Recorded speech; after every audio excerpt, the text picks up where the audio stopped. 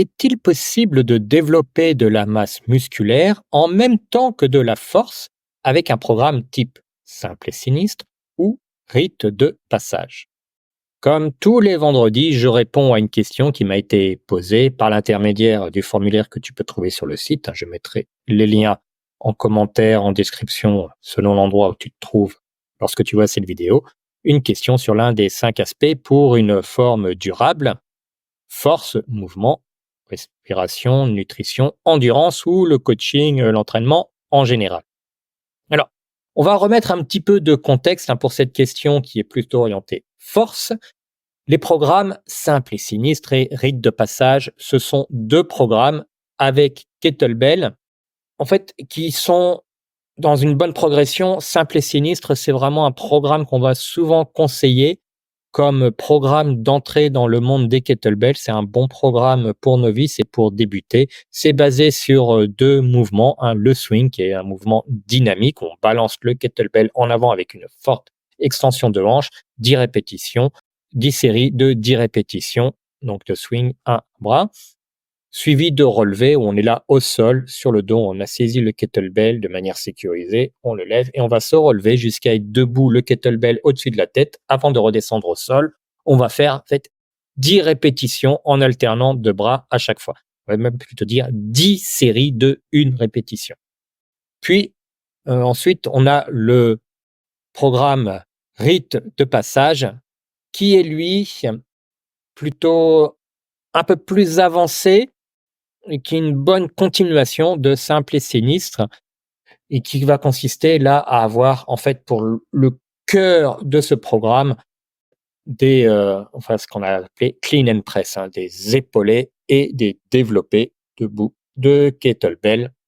Et là, bon, bah, le système de répétition, ce sont des échelles et on progresse au fur et à mesure des semaines jusqu'à arriver à beaucoup de volume avec un kettlebell.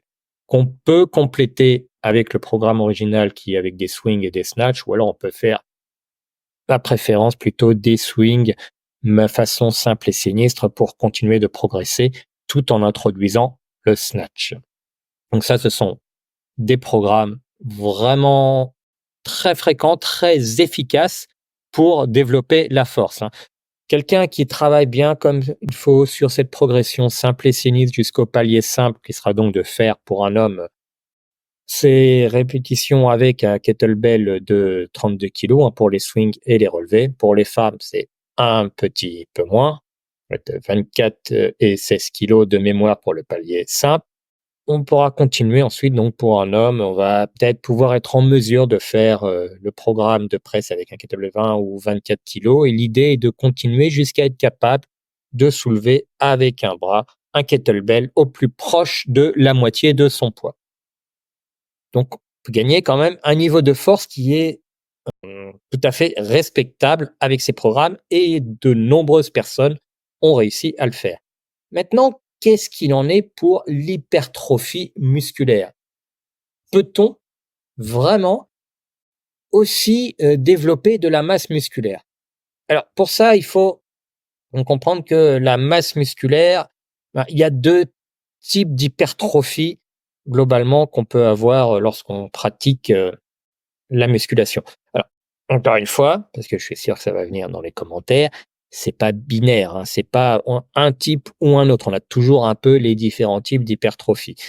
Mais d'une manière générale, on va avoir ce qu'on va appeler l'hypertrophie vraiment myofibrillaire. On va développer vraiment les fibres musculaires en elles-mêmes, les fibres contractiles. Et ça va faire une hypertrophie musculaire qui est très liée à la force maximale et ça va faire des muscles très très denses. Ils vont pas nécessairement beaucoup grossir. On va augmenter la masse musculaire, mais de manière assez dense. Ce qui est typiquement le physique qu'on va pouvoir observer chez les powerlifters ou les haltérophiles dans des catégories de poids en dehors des catégories les plus élevées. Parce que les super lourds, en général, ils ont aussi pas mal de graisse parce que même à ce niveau-là, plus de graisse peut être un atout.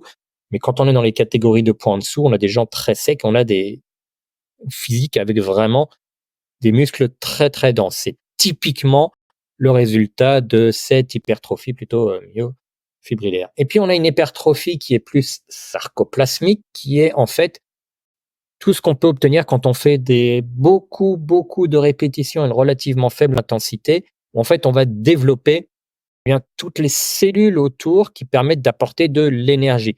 On va amener beaucoup d'eau, on va avoir de plus en plus de sarcoplasme, et ça fait une hypertrophie beaucoup plus visible et beaucoup moins dense. C'est ce qui parfois a été appelé avec un peu de mépris de la gonflette. Et c'est vrai que le muscle gonfle, mais ne gagne pas nécessairement autant en force.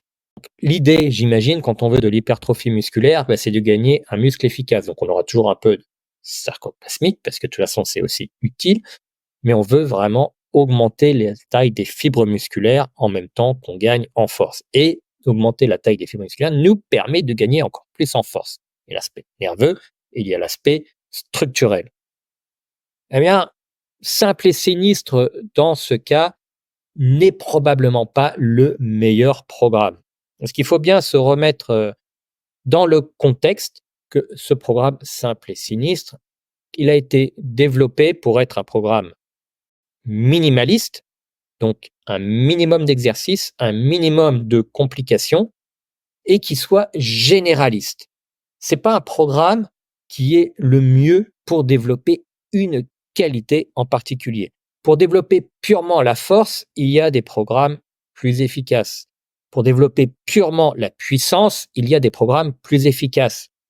Si on va en faire uniquement de la puissance, eh bien on aura des programmes, même avec Kettlebell, hein, même dans le domaine de l'école de force Strong First, des programmes de type, on a QND, de Quick and the Dead, hein. On a aussi des programmes type Axe, des programmes lactiques aérobiques qui permettent de développer la puissance bien plus efficacement que simple et sinistre.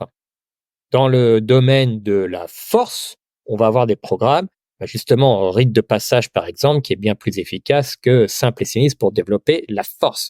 Et on a tout un tas de programmes avec Kettlebell qui permettent de développer la force. Je pense notamment à énormément de programmes de Jeff Newport qui sont vraiment idéaux pour développer la force. En particulier quand ce sont des programmes à 2 kettlebells. Donc, simple et sinistre, c'est un peu le compromis qui permet à quelqu'un qui a une vie par ailleurs à avoir un entraînement qui soit quand même efficace, qui couvre un maximum de bases et qui a le maximum de retour sur investissement sur un maximum de domaines pour pratiquer un sport, pour être efficace dans la vie de tous les jours, pour gagner en meilleure santé. Donc en fait, il n'est optimum pour aucune qualité spécifique, mais il va être optimum dans l'ensemble. Donc de ce point de vue-là, en fait, Simple et Sinistre n'est pas le meilleur programme pour de l'hypertrophie musculaire, qui va être aussi très dépendant de la manière dont on mange à côté, de la manière dont on récupère. Je dirais, Simple et Sinistre, c'est bien pendant quelques temps dans ces cas-là pour construire les bases. Ensuite, si on veut de l'hypertrophie musculaire, il faudra probablement basculer sur autre chose. Maintenant, un programme comme le rite de passage,